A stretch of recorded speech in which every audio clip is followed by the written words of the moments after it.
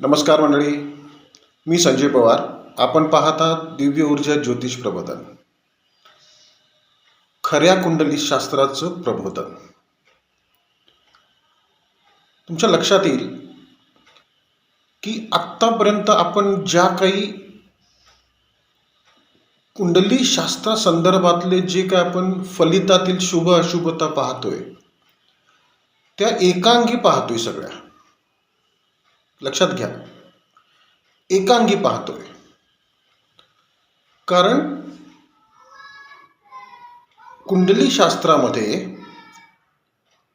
मुळातच ग्रह, नक्षत्र, राशी, गोचर ही सतत परिवर्तन साधत असते आणि त्याच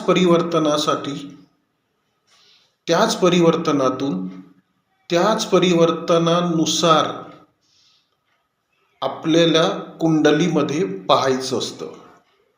कुंडलीतल्या आपल्या प्रत्येक प्रश्नाच्या फलिताच्या दृष्टीने पाहायचं असतं. पण आत्तापर्यंत आपण काय करत आलोय? फक्त दोष काय आहेत, उपाय काय करायचे आणि कुठला ग्रह कुठे गेल्यानंतर काय फलित देतो. मुद्दा लक्षात घ्या.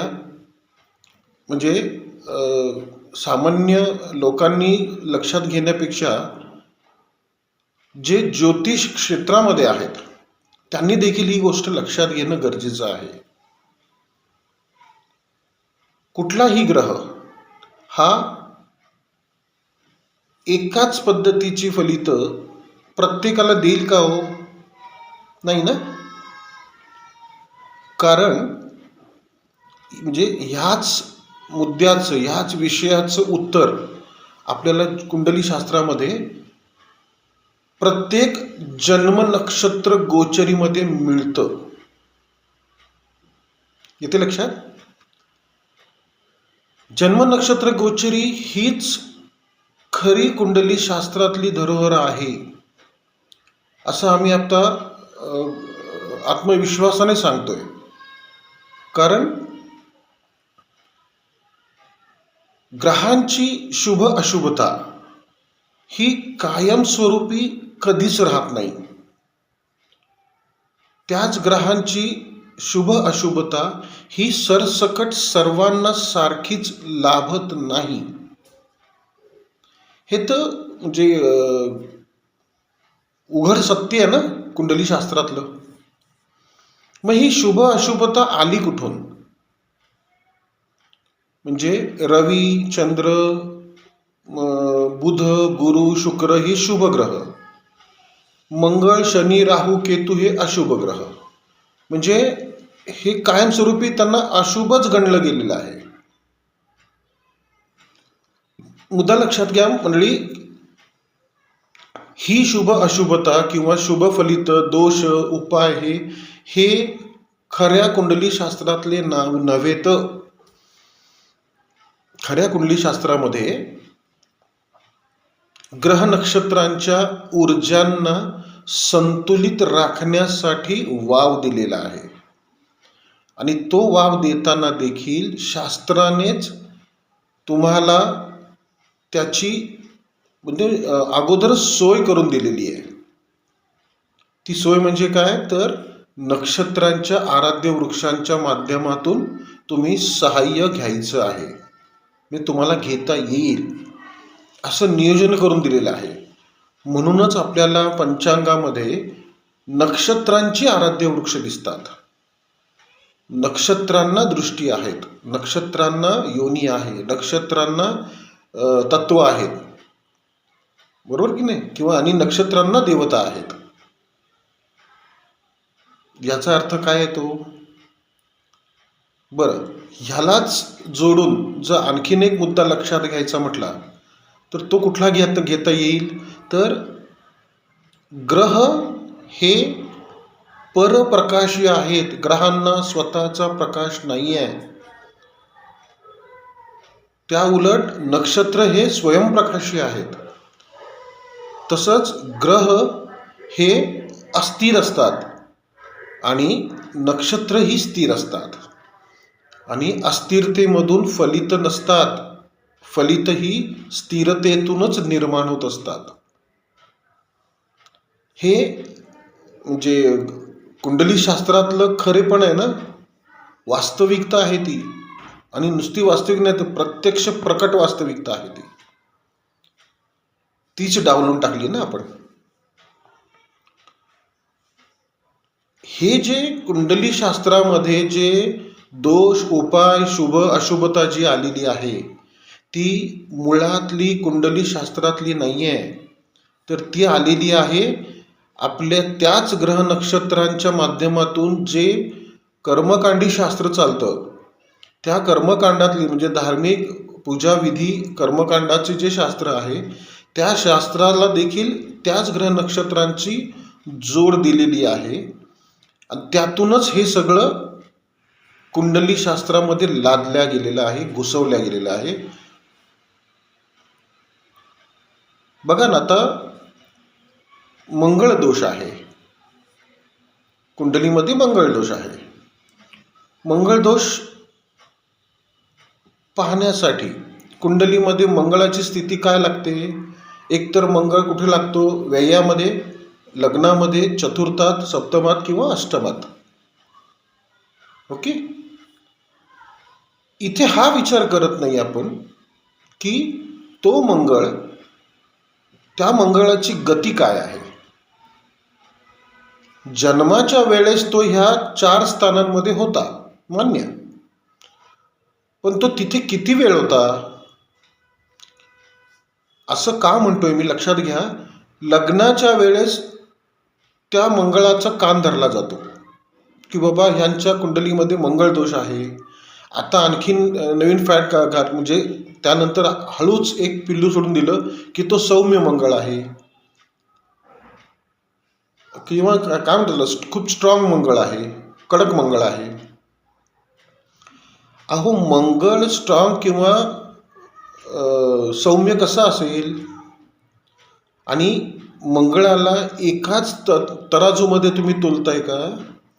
मंगळ 54 दिवसामध्ये आपली जागा बदलतोय. जन्माच्या वेळेस मंगळ जर व्ययात असेल किंवा लग्नी असेल तर तो आयुष्यभर तिथेच असणार आहे का? नाही ना. तो मंगळ त्याच्या गतीनुसार पुढे चालत राहील ना. किंवा वक्री म्हटल्यानंतर तिथेच, किंवा स्तंभी म्हटल्यानंतर त्याचा त्या राशीमध्ये, त्या स्थानामध्ये कुंडलीतल्या तो थांबणार आहे तिथे. पण कालांतराने तो पुढे जाणारच आहे ना त्याच्या मार्गाने. हा झाला एक मुद्दा. त्यातला दुसरा मुद्दा असा आहे की मंगळ सरसकट सगळ्यांना अशुभ कसा असेल? नाही ना. बघा ना, जन्म नक्षत्र म्हणजे ह्याचं जे उत्तर आहे की मंगळ कोणाकोणाला अशुभ ठरतो. तसं पाहिलं तर ग्रह अशुभ ठरतच नाहीत. त्या ग्रहांच्या गोचरीमध्ये जी नक्षत्र येतात ती नक्षत्रच त्यांच्या शुभ अशुभतेचं प्रत्यय देत असतात. मंगळाच्या ऊर्जा ह्या वास्तविक मंगळाच्या नक्षत्रामधून आपल्याला मिळत असतात. आणि हीच मंगळाची नक्षत्र तशी कोणाकोणाला अशुभ आहेत? तर ती एक तर आहेत केतूच्या जन्म नक्षत्रांना मंगळ हा प्रत्यरी ठरतो. त्यानंतर रवीच्या नक्षत्रांना मंगळ हा विपत्तिकारक ठरतो. त्यानंतर मग मंगळ हा शनीच्या नक्षत्रांना वधकारक ठरतो. म्हणजे ह्या 3 ग्रहांची जी नक्षत्र आहेत त्यांनाच फक्त मंगळ अशुभ ठरत असतो. त्या अशुभतेमध्ये देखील 3 प्रकार आहेत: विपत्तिकारक, प्रतारणाकारक आणि वधकारक. छोटे छोटे मुद्दे आहेत पण तेच महत्वाचे आहेत. आम्ही फक्त व्ययामध्ये, लग्नात, चतुर्थात, सप्तमात आणि अष्टमात मंगळ दिसला की ते पत्रिका मंगळ दोषाची म्हणून शेरा मारून मोकळं होतो. मंगळाचं कारकत्व काय आहे? मंगळाचे गुणधर्म काय आहेत? आणि तेच गुणधर्म त्या कुंडलीला कसे ठरतायत? कारण मंगळ नुसता एकटा मंगळ फलित देतो का? तर नाही. ही तीन म्हणजे केतू, रवी आणि शनी यांच्या नक्षत्रांना, म्हणजे यांची केतूची जन्म नक्षत्र, रवीची जन्म नक्षत्र आणि शनीची जन्म नक्षत्र, यांची जन्म नक्षत्र सोडली तर मंगळ कोणालाही अशुभ ठरत नाही. म्हणजे मंगळाची नक्षत्र कोणालाही अशुभ ठरत नाही. मुद्दा लक्षात येतोय? त्यात पुन्हा प्रत्येक कुंडलीतला मंगळ हा एकाच नक्षत्रामध्ये कधीच राहत नाही ना. कारण त्याची गोचर गती ही साधारण 6 दिवसामध्ये त्याच्या गोचरीच्या नक्षत्रातील एका चरणात 6 दिवस असतो. नॉर्मल त्याच्या म्हणजे सर्वसाधारण त्याच्या गोचर गतीनुसार तो आयुष्यभर तिथेच कन्सिडर करायचा, तिथेच गृहीत धरायचं आपण. त्या मंगळाची फलितं जे आहेत, आता असं समजून चालू की केतूच्या जन्म नक्षत्राला मंगळ हा म्हणजे मंगळाची नक्षत्र ही अशुभ आहेत. मंगळ पूर्णतः अशुभ नाही, त्याची नक्षत्र अशुभ आहेत.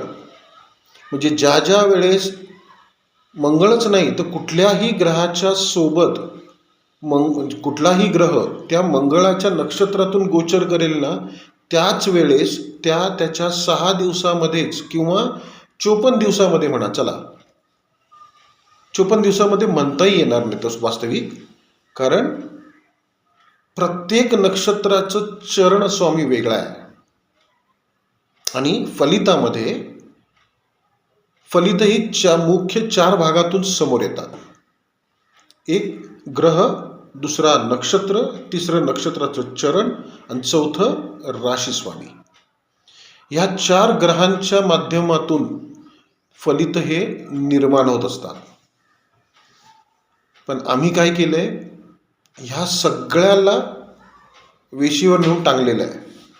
जे मूळ वास्तवातलं प्रत्यक्ष वास्तवातलं जे कुंडली शास्त्र आहे त्याचा बट्ट्याबोळ करून ठेवला आहे आणि फक्त कर्मकांडातून जे लेबल लावलेले आहेत तेच लेबल मिळवतोय आपण. कुंडली शास्त्रामध्ये दोष हा प्रकार अस्तित्वातच नाहीये.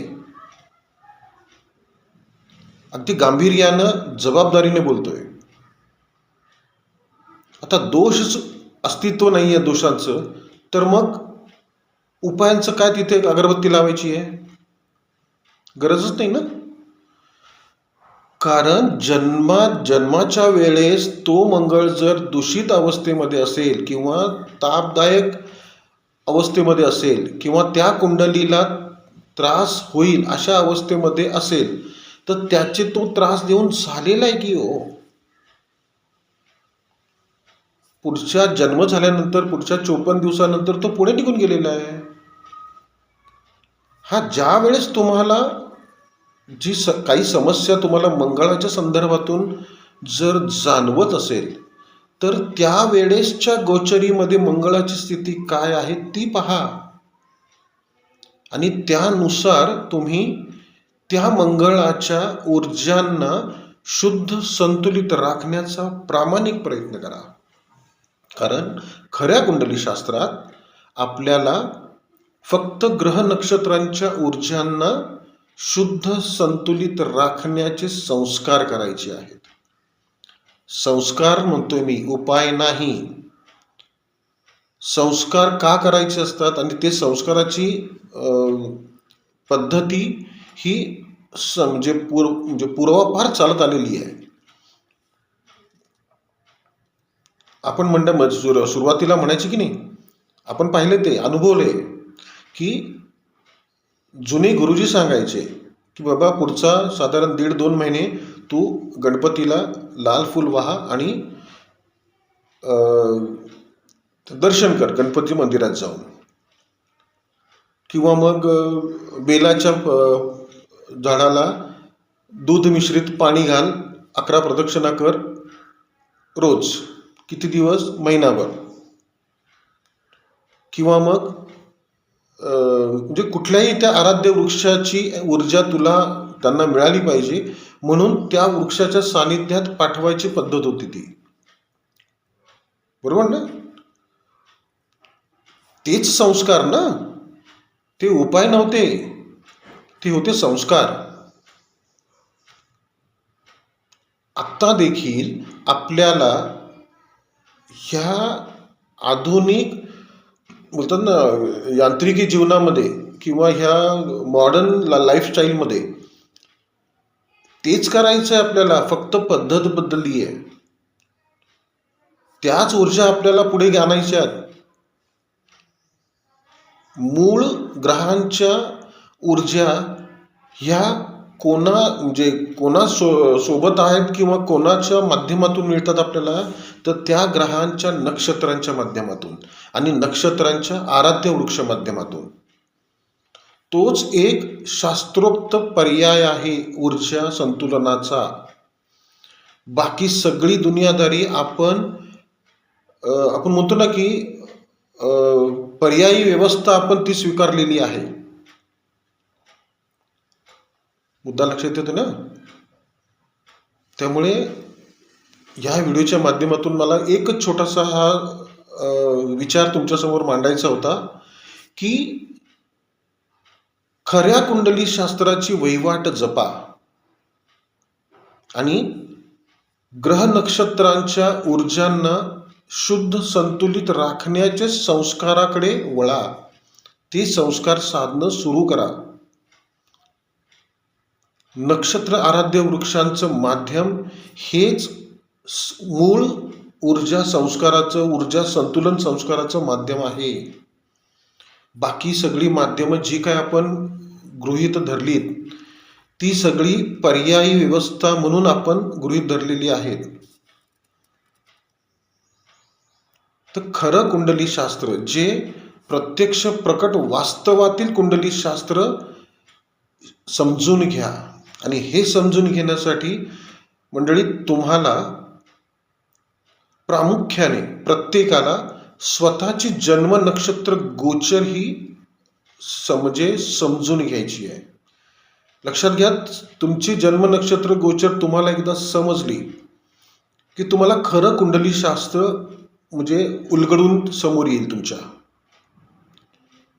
तुमच्या जीवनातील खरे समस्या काय आहेत, प्रश्न काय आहेत, कुठले प्रश्न कसे निर्माण होणार आहेत, कोणाच्या माध्यमातून निर्माण होणार आहेत, आणि ते प्रश्न निर्माण जरी झाले तरी त्याला हाताळायचं कसं, त्याला सामोरे कसं जायचं, हे देखील तुम्हाला जन्म नक्षत्र गोचरीच्या माध्यमातून तुमच्या लक्षात येणार आहे, तुम्हाला कळून चुकणार आहे. आणि हे एकदा कळलं तुम्हाला, जन्म नक्षत्र गोचरीचे संकेत तुम्हाला समजून आले, लक्षात घेतलेत तुम्ही, तर तुमचं दैनंदिन पूर्ण आयुष्य, पूर्ण जीवन अगदी दैनंदिन पातळीनुसार तुमचं शुभ, सकारात्मक आणि यशस्वीपणे तुम्ही जीवन तुमचं पुढे घेऊन चालाल. नाही तर तुम्ही ह्याच सगळ्या रहाट गाड्यामध्ये हा जो गोंधळ माजवून ठेवला आहे, जे अवडंबर माजवून ठेवलेलं आहे कर्मकांडातून, जो कुंडली शास्त्रामधलं, त्याच्यात पुन्हा पुन्हा पुन्हा पुन्हा तुम्ही अडकत राहणार, त्याच जंजाळामध्ये तुम्ही गुंतत राहणार. सहज, साधं, सोपं आणि सरळ हे तुमचं जन्म नक्षत्र गोचर आहे. ते समजून घेतलं की तुम्हाला इतर कुंडली शास्त्रातील इतर सगळ्या माध्यमात गोंधळून जाण्याची काहीही गरज उरत नाही. तुम्हाला लक्षात येईल की मला माझ्या जन्म नक्षत्रानुसार, माझ्या जन्म नक्षत्र गोचरीने सांगितलेल्या शुभाशुभ संकेतानुसार कसं राहायचे, कसं जगायचे. सहज सोपं आहे ते. फक्त तुम्ही आत्मीयतेने स्वतःच्या जीवनाचा विचार करून स्वतःला जर यशस्वीपणे उभं करायचं असेल, आपला घर संसार प्रपंच व्यवस्थित हँडल चांगल्या माध्यमातून पुढे घेऊन जायचं असेल, तर पहिलं स्वतःला आणि घरातल्या प्रत्येक व्यक्तीला सक्षम करा. सकारात्मक राखा. त्या प्रत्येकाच्या मन, बुद्धी, विचारां आणि निर्णय क्षमतेला एक संतुलनाची जोड द्या. आणि हे संतुलन सांगण्याचं काम, हे संतुलन संस्कार दाखवण्याचं काम जन्म नक्षत्र गोचर पद्धतीतून स्पष्टपणे आणि उघडपणे थेट तुमच्या कुंडलीनुसार तुम्हाला होत आहे आणि होत राहील. या संदर्भातून अधिक सविस्तर माहिती पाहिजे असेल तर तुम्ही दिव्य ऊर्जा ज्योतिष प्रबोधन या चॅनलला सबस्क्राईब करा. चॅनलवरचे सगळे व्हिडिओ काळजीपूर्वक ऐका, फॉलो करा. काही अडचण आली तर मला थेट फोन करून विचारा. तुम्हाला सविस्तर सहजपणे समजावून सांगेन. आणि ते समजावून सांगायचे पैसे घेत नाही आपण. आलं लक्षात? आणि ह्याच संदर्भातून म्हणजे आमची जो प्रयत्न आहे, म्हणजे इतक्या 20 ते 22 वर्षाच्या अथक प्रयत्नातून आपण दिव्य ऊर्जा ज्योतिष प्रबोधन संतुलन संस्कार, नक्षत्रांचे आराध्य वृक्षांचे ऊर्जा संस्कार ह्या माध्यमाला धरून आपण ते ऊर्जा तेलार्क आणि ऊर्जा स्प्रे परफ्यूम निर्माण केलेले आहेत. त्याबद्दल देखील तुम्ही माहिती घेऊ शकता. व्हिडिओ आवडला, विषय आवडला तर व्हिडिओला लाईक करा, आपले चॅनल सबस्क्राईब करा आणि हा व्हिडिओ जास्तीत जास्त शेअर करा. थांबूया इथेच. तुमच्या फोनची वाट बघतोय. पुन्हा भेटू असाच विषय घेऊन पुढच्या व्हिडिओमध्ये. तोपर्यंत ओम नमः आदेश. शुभम भवतु.